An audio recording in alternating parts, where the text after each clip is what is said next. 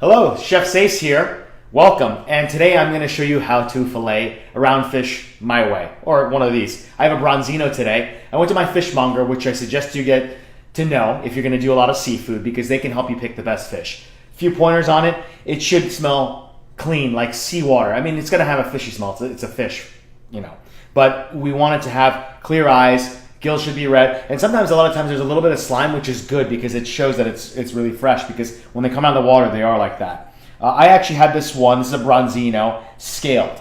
So basically, there's scales that run along here, and basically they take a tool called a scaler and they pull it off. You want to make sure too, once again, to make sure all the scales are off anyway. But there we are. So all I have is a knife, a bone kind of tweezer, and some napkins. You can use a towel too, just in case, because if this fish gets slippery and wet, you want to be able to hold it. You don't want to hurt yourself in doing that. So first things first, obviously the head, tail. There's a little fin here, so I'm going to take the head off first, and that's going to make it easier to kind of see and then go down it. Some people keep the head to make stocks. For this particular one, I'm not going to, but we're going to take it right there, and then you can get one side off. Make sure your knife is sharp. It's going to go through the vertebrae, or the backbone, and then you go the other side.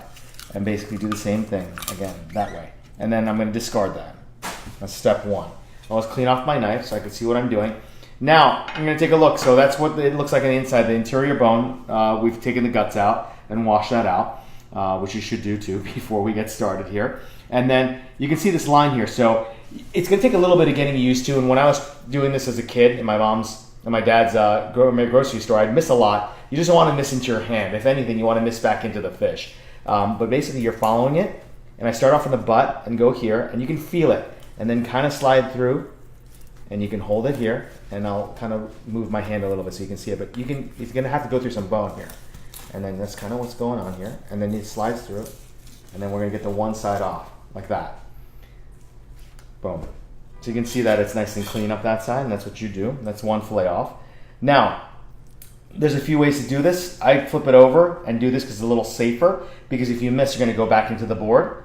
So we're going to do the same thing over again and hold it.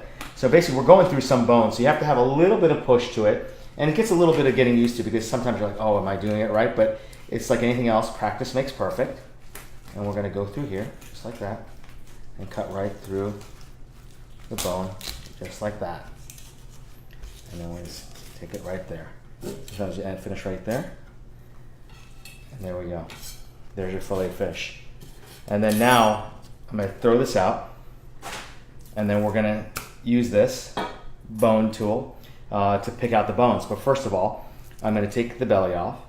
So now I'm going to work on one fillet. So I've taken the other one away. We're going to take out the belly because this is where all the guts were, and there's bones that run along here. It's mostly the same too with salmon and other fish. So basically I'm going to take it from here and then take that part off and just go like that and make it a nice little fillet, just like that, and clean that up. And then on this side too, it looks pretty good, so I'm going to leave that alone. Sometimes I like to clean this part up and just take this part off. You can save that just for a little scrap to eat later. And then now there's something that they call pin bones, and they're right here. So we're not going to need the knife that much anymore, and you have to run your fingers along it. This one I particularly like, and then you pull it, and there's a little bone there, and you keep going down the line. And see, it kind of runs along. See where these little lines are right here? That's where the bones run. So you can kind of see it too. I gotta clean this up too because that's some bone here. The worst thing is to just eat some fish and then you have a little bone. So salmon's the same way.